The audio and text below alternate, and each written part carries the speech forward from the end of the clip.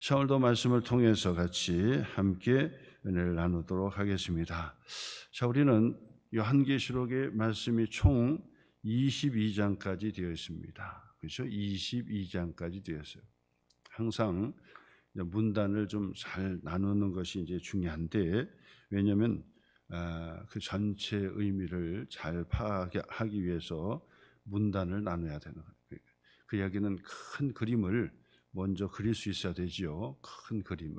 그러면 나머지는 사실 수월하게 해결할 수 있는데, 제가 지금까지 경험해서 문단을 나눌 때 4개, 3개, 5개 막 여러 개 나누면은 세부적이고 참 좋아요. 그런데 딱 절반으로 일단은 나눠보자. 절반으로 나누는 거예요. 그렇다고 해서 절반이라고 해서 10장까지 있으면 5장까지 이렇게가 아니라 전체 큰 의미를 봐서 이 전반부, 후반부를 한번 나눠보면 좋겠다. 이제 일단은 쉬운 게 이제 둘로 나누는 거니까 일단 큰 그 많은 글 중에서 둘로 나누는 것도 의미가 있잖아요. 좀 수월하죠.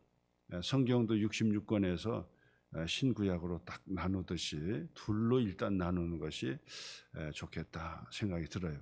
이건 지금까지 제가 성경을 가르치면서 생각해 보니까 여러 개를 나눈다고 한들 그거 다 머릿속에 넣기가 어려워요. 둘로 나누면은 그래도 최소한 잊어버리진 않고 나눌 수 있으니까 가장 좋은 방법이다 생각을 하게 됩니다. 자, 그러면 요한계시록의 그 말씀을 둘로 나눈다면 여러 가지로 나눌 수 있어요. 그러나 우리가 제가 하는 방법으로 나눈다면 11장까지 나누고 12장에서 22장으로 그렇게 나누는 거예요. 그러면 딱 절반이 되지요. 22장까지니까 12장으로 전반부, 그리고 그 11장까지가 전반부, 12장에서 마지막까지가 후반부. 이제 그렇게 나누면 좋겠다 생각합니다. 그 이유는 뭐냐면 12장부터가 우리는 계속 이어지는 것이 아니라 다시 2000년 전에 인간의 몸으로 오신 예수님의 사건으로 또 가거든요. 그러니까 나누기가 좋다 이 말이죠. 그래서 어떤 분들은 2장, 3장까지 나누고 그다음에 4장부터 마지막까지 나누는 분도 있고, 그것은 자기가 성경을 잘 볼 수 있는 그런 문단을 나누는 것이 좋겠고, 옛날에 우리가 초등학교 다닐 때 그 이 전과책이 있었죠. 전과책이요. 두꺼운 전과책이 있었는데 그 전과책을 보면서 바로 이 국어 시간에 문단을 나눠주는 거예요. 많이 읽어야 문단을 나누는데 이 전과를 딱 보면은 선생님과 함께 문단을 일단 나눠주잖아요. 그러면 전체 의미의 이해가 되는 거야. 여기서 이렇게 나눠야 되겠구나. 그렇죠? 그렇게 나누면은 훨씬 이해하는데도 수월하고 그러죠. 설교 시간에도 마찬가지예요. 설교 시간에도 사실 저는 이게 문단을 나누지 않고 통째로 한번 전달하는 것이 좀 좋겠다 생각하는데, 그런데 이해하는 입장에서, 집중하는 입장에서는 나눠줘야지만이 그래도 집중을 못해도 이 하나 이상은 건질 수가 있거든요. 그래서 제가 나누는 방법은 이 3대지로 꼭 나누는 거예요. 옛날 어른들이 3대지를 나눌 때 사실 그게 저는 싫었어요. 개인적으로. 꼭 이렇게 3대주를 나눠야 되느냐, 첫째, 둘째, 셋째 해서 굳이 그렇게 나눌 필요가 뭐 있느냐. 그래서 조금 그냥 그 통째로 그냥 그 이어지는 내용을 좀 저는 선호하고 좋았는데, 나중에 이제 생각해 보고 또 시간이 지나서 보니까 청중들이 집중하는 데 있어서는 이 3대지가 그래도 제일 낫다, 그런 생각이 다시 드는 거예요. 그래서 역시 경험이 많은 분들의 바로 이 의도가 바로 일리가 있었다라고 하는 생각이 들어요. 그래서 이제는 설교를 3대주로 나눠 가지고 첫째, 둘째, 셋째 해서 딱 얘기한다고. 그러면은 집중하는데도 조금 느슨할 수 있고, 그다음에 집중하지 못했다 할지라도 뭐 2개, 1개 정도는 건질 수가 있으니까 그런 면에서 좋다 이렇게 생각이 들어요. 요한계시록의 22장까지의 말씀도 11장에서 일단 전반부로 마치고, 그리고 12장부터 22장까지 그렇게 나누면 좋겠다 생각합니다. 자, 먼저 12장이면은 12, 13, 14장을 나눴지요. 12, 13, 14장. 그래서 12장은 영적 전쟁의 그 이 상황을 우리에게 가르쳐 줬죠. 그리고 영적 전쟁의 공중 권세 잡은 이 사단의 세력에 대한 짧은 글을 설명해 주고 있어요. 그래서 예수 그리스도를 핍박하고, 그리고 예수님을 십자가에 죽게 했지만은 예수님은 무덤에 장사된 바 되었다가 3일 만에 부활하시고 승천하셨어요. 구원 사역 사건을 이루신 거예요. 성취하신 거, 승리하신 거지요. 그리고 나서 이제 주님이 다시 오시는 날까지가 남아 있어요. 그리고 교회가 존재한다고요. 그러니까 주님이 다시 오시는 때까지 세상에 교회가 존재하는 것처럼 공중의 권세 잡은 마귀도 마지막 때에 마지막 심판을 남겨놓고 있기 때문에 교회를 핍박하더라라고 하는 것이 12장이에요. 그래서 교회를 핍박해요. 교회는 어디로 도망갔죠? 광야로 도망갔어. 광야로 도망갔다는 의미는 광야와 같은 불편하고 힘들고 어려운 생활이 바로 교회 생활, 신앙의 생활이다라고 말씀을 드립니다. 초신자들의 입장에서는 교회 생활이 행복하고 기쁘고 감사하고 다 그러지만은, 그러나 교회의 중직을 맡은 입장에서는 부담도 있어야 되고, 중직이 부담이 없으면 그것도 이상한 거죠. 부담도 있고, 그다음에 정말 하나님 앞에 기도하지 않으면은 안 되는 그런 이 신앙생활을 해야 된다라고 하는 것이죠. 그리고 하나님의 말씀을 먹고, 그리고 그 말씀을 전하라. 복음 전파하는 것이 교회의 사명이다. 그래서 복음 전파하려면 먼저 하나님의 복음의 말씀, 영원한 복음이죠. 이터널 가스펠 그런다고요. 영원한 복음을 먹어야 된다. 그래서 먹어라. 먹을 때는 달지만은 배에서는 쓰게 되리라. 사명이지요. 복음 전하는 것이 어려운 일이고 사명이고 힘든 일이고 거북스러운 일이에요. 내 배에서는 쓴다. 그래서 전도할 때 행복하고 좋아요 이런 사람은 들어보지를 못했죠. 왜냐하면 물론 우리가 기쁨으로 하기 때문에 기뻐서 한다 하지만은 사실은 쉬운 일이 아니다 하는 것이죠. 교회가 전도가 사명이다 그런데도 불구하고 전도하자 그러면은 모두가 그렇게 하질 않는 것 같아요. 다른 교회들도 이렇게 보면은 목사님들이 그러더라고요. 다른 거는 다 뭐 교제하자, 친교하자, 뭐 잔치처럼 먹고 나누자, 뭐 이런 거 전부 다 좋아하고 다 그러는데 전도합시다 그러면은 자꾸 갈등이 일어난다는 거예요. 이상하죠? 전도합시다 그러면 갈등이 일어나고, 왜 굳이 해야 되느냐, 왜 낭비하느냐, 뭐 이렇게 나온다는 거예요. 이게 이제 교회의 이 교회마다 다 그런 이 반응들이 동일하게 나와요. 그렇기 때문에 여러분 우리 중직들은 반드시 그걸 알고 계셔야 돼요. 이거는 왜 그런지를 알고 계셔요. 왜 그렇습니까? 이 복음을 전도하는 것은 마귀가 가장 싫어하는 거죠. 하나님의 성령은 가장 기뻐하는 것이고, 그러니까 가장 기뻐하시는 것은 그 성도들이 전도하는 거고 선교하는 거, 구제하고 봉사하는 건데, 마귀는 가장 싫어하는 거예요. 그래서 전도하고 복음을 말하고 그다음에 그를 교회에 초청해서 오라고 하고, 이게 가장 싫어하는 거예요. 그리고 나서 교회에 초신자를 전도해서 앉혀놓으면 졸게 만드는 거예요. 마귀가 졸게 만드는 거예요. 여러분 이 마귀의 그 역사를 잘 아셔야 돼요. 잘 아셔야 돼요. 그래서 이 초신자 약속을 해놓고 나오기로 해놓고 안 나온다고요. 그리고 작정 기도를 한다든지, 그리고 금식 내가 3일 금식 한번 해보겠다고 한번 작정해 보세요. 그러면 대번 한 번도 연락 안 온 사람이 연락 와가지고 밥 사주겠다 그런다고, 그것도 막 소고기 사주겠다고 막 그런다고. 이게 그렇다니까요. 이게 뭐냐면 경험해 본 사람들은 그건 잘 아는 거예요. 마귀가 가장 그거 싫어하는 거예요. 예? 기도하고 전도하겠다 그러면 싫어하는 거예요. 그러니까 교회마다 다른 것은 그냥 다 화합하고 좋아요. 우리가 떡을 만들어서 같이 먹읍시다, 나눠줍시다, 다 좋아해. 그거 싫어하는 사람은 없어요. 근데 전도합시다 그러면은 그거는 힘들어하는 거예요. 예? 기도하는데 나옵시다 그러면 싫어하는 거예요. 예? 기도하는데 나오자 그러면 안 나와요. 예? 그냥 같이 교제하고 하는 데는 나오지만은 기도한다 그러면 안 나온다고. 예? 전도한다 그러면 안 나오고. 그 당연한 거예요, 그게요. 예? 모든 교회가 다 그래요. 이게 왜 그러냐? 이걸 아셔야, 근본 원인을 아셔야 돼요. 이게 뭐냐면 마귀가 가장 싫어하기 때문에 그런 거예요. 그렇기 때문에 우리는 그것을 하면은 복이 되는 거예요. 그걸 하면 복이 돼요. 역설적으로 복이 되는 거예요.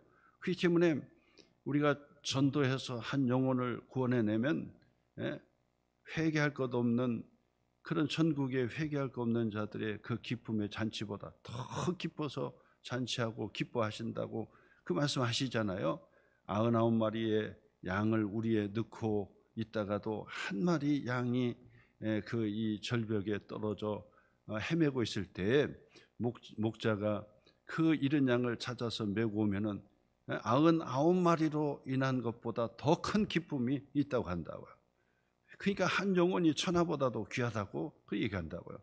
그러니 하나님께서는 얼마나 이것을 기뻐하시고 하늘의 뭇별과 같이 빛나게 해주신다는 거예요. 그렇기 때문에 만약에 우리가 입을 벌려 예수의 복음을 전하지 않으면 하나님께서도 우리를 변호해 주지 않는다고 그랬다고요. 우리가 예수님을 부인하고 그러면 나도 너를 모른다고 하겠다고 그러신다고요. 그렇기 때문에 우리가 마지막 때에 우리가 반드시 해야 될 것은 바로 이 전도하는 일들, 그리고 선교하는 일들, 이걸 하셔야 된단 말이에요. 그것을 한번 자기 자신의 손을 얹고 가만히 생각해 보세요. 가만히 생각해 보세요. 내가 뭐에 거북스러운가? 전도하는데 거북스러운 거, 선교하자고 하는데, 구제하자고 하는데 자꾸 거북스러운 거예요. 그러면 마귀가 역사하는 거예요. 그렇기 때문에 우리는 그것을 이겨내야 되는 거예요. 마귀는 떠나가라. 하나님께서 가장 기뻐하는 것이 전도하고 선교하고 구제하고 봉사하는 것이다. 그렇죠? 반드시 그거는 하나님이 기뻐하시는 것이에요. 여러분 구제하는 것도 보세요. 지나가는 나그네에게 냉수 한 그릇을 대접해도 우리 하나님께서 결단코 잊지 않고 기억하신다고 했으니, 구약을 믿는 그 정통 유대인들 같은 경우는 다른 사람에게 구제하는 것은 하나님 앞에 11조 드리는 것하고 똑같이 항상 하나님 앞에 11조 감사드리면서도 구제 헌금은 따로 다, 제가 또 몇 번 걸쳐 제가 설교 말씀드렸지요.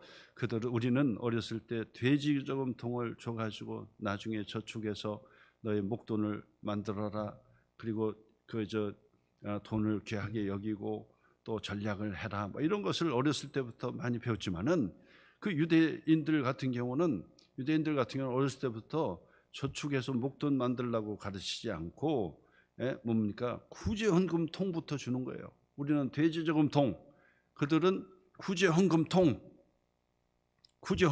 주는 거예요. 그러면서 반드시 너의 용돈을 아껴서 여기다 넣어라. 그래서 그걸 가지고 회당에 갔다가 하나님 앞에 바치고 그리고 구제헌금으로 바쳐라. 항상 그것을 철칙처럼 합니다. 철칙처럼. 그러니까 유대인들이 물질의 복을 받는 이유가 바로 거기였어요. 지금 우리가 그것을 아는 거예요. 그 현영수 교수라고 유대 정통파 유대에 가가지고 10년 넘게 들어가가지고 거기서 연구를 하고 박사학위를 받고, 그리고 이 유대인의 좋은 점, 그리고 유대인들의 탈무드 이런 걸 10년 넘게 연구를 해가지고 박사학위 받고, 그리고 이 강의를 하시는 그 교수님이 계시죠. 미국에 계신. 분인데 그분이 그 얘기하는 그걸 강조하는 거예요. 유대인들이 그렇게 복을 받는 물질의 복을 받는 것은 구제헌금이다. 하나님 앞에 11조다. 이 두 가지를 얘기하는 거예요. 하나님 앞에 11조, 그다음에 구제헌금. 이것이 복을 받는 물질의 복을 받는 비결이다. 예? 그리고 행복은 어디서 오느냐? 행복은 감사하는 데서 온다. 감사하는 거예요. 감사하면 행복. 아리스토텔레스가 얘기했죠. 예? 행복은 그 사람이 감사하는 데서 행복이 온다 그랬다고요. 그런 것 굳이 얘기하지 않아도 감사하면 행복한 사람. 나는 행복해져야지. 아무리 하고 뭐 돈을 벌고 뭐 좋은 거 먹고 막 한다고 행복해집니까? 초가삼간에 그 보리밥을 먹어도 감사합니다 하고 먹으면 그게 행복한 사람이 되는 것입니다. 원망하고 불평하고 막 그러면요, 궁궐에 살고 뭐 음식 가지가지 음식을 별미로 다 먹어도 그것은 행복한 사람이 아니라는 거예요. 이 때문에 감사를 선택해야 된다. 너무나도 우리가 잘하는 것이죠. 감사를 선택해야 된다라고 하는 것입니다. 그래서 기쁨과 감사를 선택하면 그 사람에게 행복이 오는 것이고, 그래서 반드시 그런 부분에서 우리가 다시 한번 하셔야 하는데, 전도하면 말씀에 약속하기는 하늘의 무별과 같이 빛나게 해주시겠다 그랬단 말이에요. 그렇기 때문에 여러분 때를 얻든지 못 얻든지 반드시 전도하는 일들을 하셔야 돼요. 전도. 그럼 전도 이반젤리즘 그러면 제가 말씀드렸죠. 프리 이반젤리즘 그리고 이반젤리즘, 포스트 이반젤리즘. 복음의 전 단계가 있어요. 전 단계, 뿌리는 단계죠. 그다음에 거두는 포스트 이반젤리즘, 거두는 단계가 있어요. 그러면 이 복음을 전하는 프리 이반젤리즘의 과정 뭐가 되겠습니까? 전도를 위해서 지금 당장 예수 믿으세요는 않지만은 이게 이제 그 전도로 이어지고 열매를 맺게 하기 위해서 뿌리는 작업이 필요하잖아요. 그게 뭐가 되겠습니까? 그게 한번 생각해 보세요. 프리 이반젤리즘이 뭐가 될 것 같아요? 바로 그 뉴스에서 교회의 좋은 이미지를 내주는 거.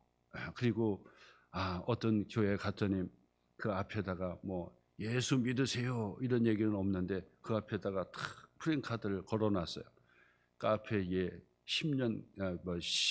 10억을 돌파했대. 이웃을 봉사하는데 카페 수익금으로 10억을 돌파했습니다. 이 한마디요. 요거 프랭카드 하나 딱 걸어놓으니까 다 뭐 감동을 받는 거죠. 이거는 그 우리 교회 나오세요 1000마디 하는 것보다도 엄청난 효과가 나는 것이 그 한 프랭카드의 한 구절이라고. 카페의 수익금을 가지고 이웃을 10억도 왔다 하는 거예요. 10억. 그럼 끝나는 거죠. 그래서 우리는 1억 10억 이런 건 돕지는 못하지만은 그럼 우리는 청해의 물방울처럼 모여져서 제가 그래서 그것을 우리가 같이 하는 이유가 뭐냐면 자꾸 전국 교회적으로도 자꾸 그걸 하셔야 돼요. 총회 헌금을 모았더니 50억, 60억, 70억이더라, 100억이더라, 200억이 돌파했단 말이에요. 그래가지고 수해 날 때 또 화재 날 때 이것을 잘 한다. 이런 그 광고 이런 것들이요 프리 이반젤리즘에 해당이 되는 거예요. 이게 엄청난 효과가 있는 보이지 않는 엄청난 그렇잖아요. 우리 교회 나오지 않는다 할지라도 가까운 교회 간다 할지라도 다 이게 이벤젤림으로 포스트 이벤젤림으로 열매를 맺게 된다라고 하는 사실이죠. 그러니까 여러분 하나님께서 우리에게 복을 주시는 하나님의 축복이 바로 거기에 있다는 사실을 꼭 기억하셔서 교회마다 다 마찬가지예요. 전도하자 그러면은 다 뒷끌고 그다음에 왜 낭비하냐 그러고 효율이 없다 그러고 다 그런다고요. 이웃을 위해서 막 1000만 원, 2000만 원 막 드리고 또 억을 드리고 막 이런다고 한다면 사람들이 그것을 아까워한다고. 차라리 그거 가지고 우리가 삼계탕 먹고 파티 한번 하면 좋겠다 생각하지 그 밖으로 나가는 걸 엄청 아깝게 생각하고 그 재정도 없는데 그렇다고 막 이런다고요.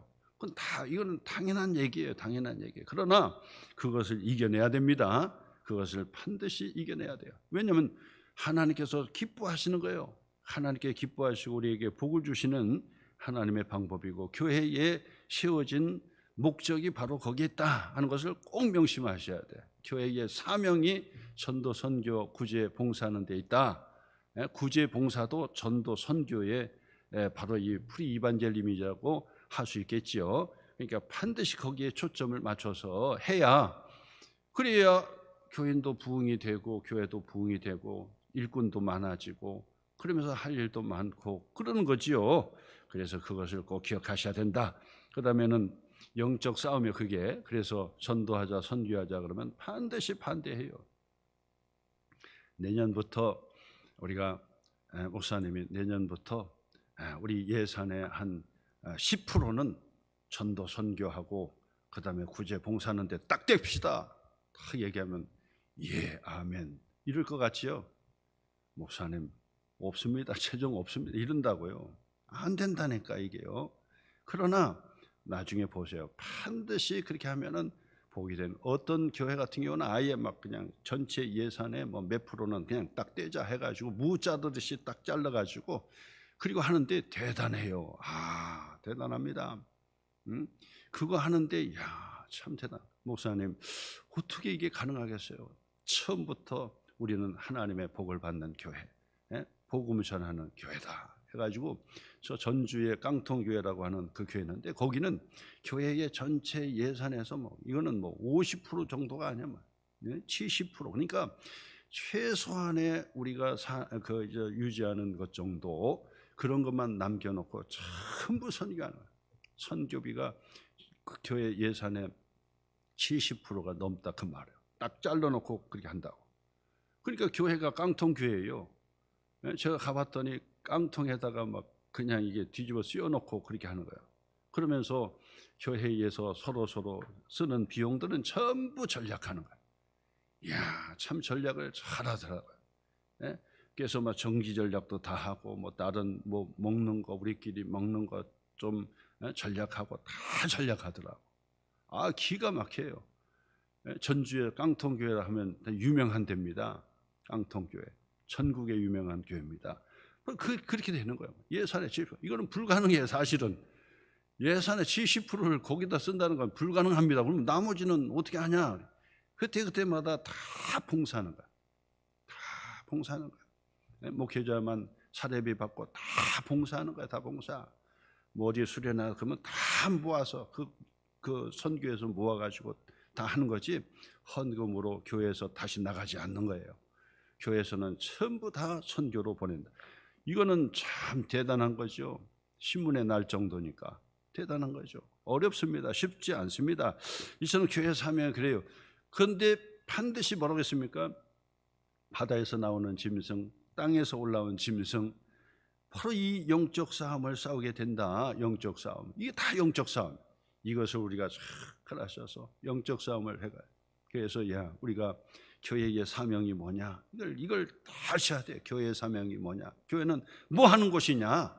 그것을 반드시 계속해서 묻고 또 묻고 물어야 돼요. 내 자신도 마찬가지.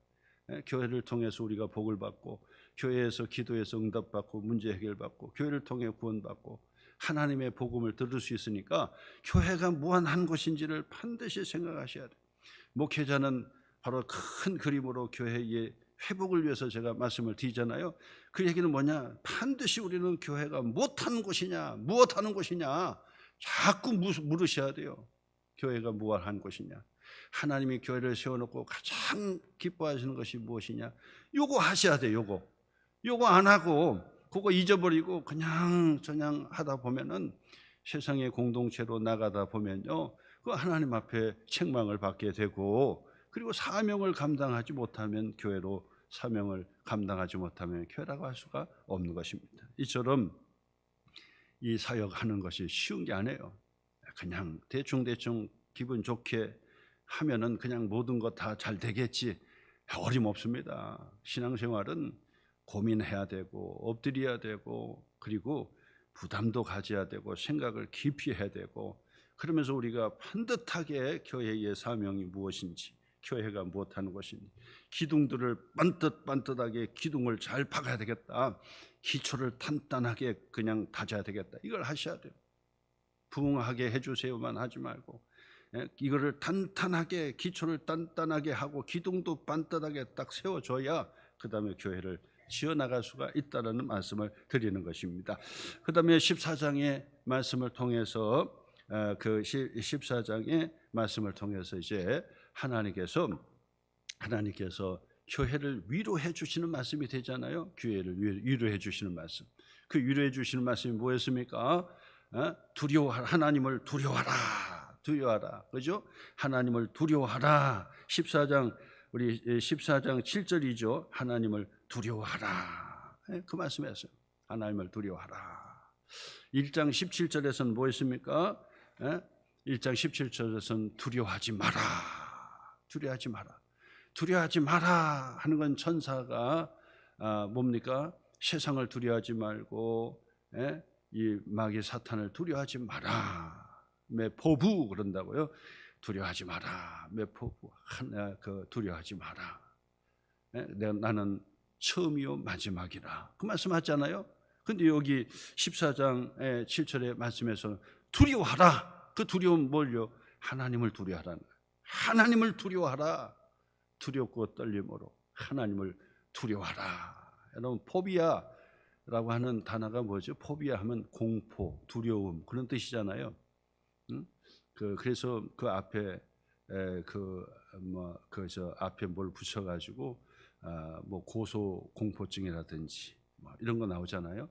뭐 어떤 공포증 할 때 그 내부 폐쇄 공포증 할 때 이 공포라고 하는 단어가 이 포비아 이런 단어가 나옵니다. 이게 헬라어에서 나온 거예요. 포부라고 하는데 포비아 거기 나오는 거거든요. 그러니까 바로 그 단어입니다. 두려워하지 마라. 그리고 두려워하라. 그렇게 말씀합니다. 그러면서 무너졌도다 바벨론 성이요. 밀어두지 말라는 거예요. 세상에. 세상은 반드시 무너진다는 거예요. 반드시 무너진다. 반드시 세상은 무너진다는 거예요. 그렇기 때문에 실망하거나 낙심하거나 기대하거나 하지 말라는 거예요. 세상에 기대하지 마라. 반드시 무너진다. 무너졌도다 큰 성 바빌론 성이요. 천사의 외침이 있었다고 말씀했지요. 자, 그러면서 오늘 14절에서 20절 마지막 절의 말씀까지는 보니까 하나님의 추수요. 마지막 추수. 이거 심판이죠. 마지막 추수요. 구원받은 자를 모으고 그리고 심판자를 또 하나님께서 지옥에 던지는 심판에 대한 이야기를 하게 되는 것입니다. 14절 말씀 내가 또 보니 흰 구름이 있고 구름 위에 누가 있습니까? 인자와 같은 이가 앉으셨다. 인자와 같은 이가 앉았다. 인자 제가 여러 번 말씀드렸어요. 순자 인자가 아니라 순자 인자 할 때 인자가 아니라 인자는 바로 이 사람의 아들, 사람처럼 보이는 하나님의 아들. 다니엘 7장 13, 14절에 나와 있는 바로 그 인자를 얘기하는 거예요. 예수님도 내가 그리스도라 그렇게 얘기하지 않고 나는 인자라. 인자가 온 것은 그랬다고요. 의미가 있다고 제가 전에 한번 말씀을 좀 드렸습니다. 여기서도 그 인자 같은 일을 보았어요. 그랬는데 천사가 바로 이 인자에게 소리치면서 큰 음성으로 기도를 하게 돼요. 뭐라고 합니까? 당신의 낫을 휘두르소서. 그리고 땅의 곡식이 다 익어서 거둘 때가 됐습니다. 추수할 때가 됐습니다. 그런다고요. 그러니까 구름 위에 앉은 이 인자 같은 이가 낫을 땅에 휘두르며 땅의 곡식이 거두어졌다. 그래서 제일 먼저 알곡을 거두는 거죠. 알곡을 거두는 거예요. 이것이 바로 하나님의 심판 중에 바로 믿는 자를 성도들을 긍휼히 여겨주시는 하나님의 배려요 사랑이라고 볼 수 있습니다. 그래서 우리를 구원해 주시는 거예요. 추수해 주시는 거예요. 그 다음에 17절 보니까 또 다른 천사가 하늘에 있는 성전에서 나오는데 그도 역시 예리한 낫을 가졌어요. 그래서 불을 다스리는 다른 천사가 나와서 이제 이 낫을 휘둘러 땅에 포도송이를 거두라. 땅에 포도송이를 거두라는 거예요.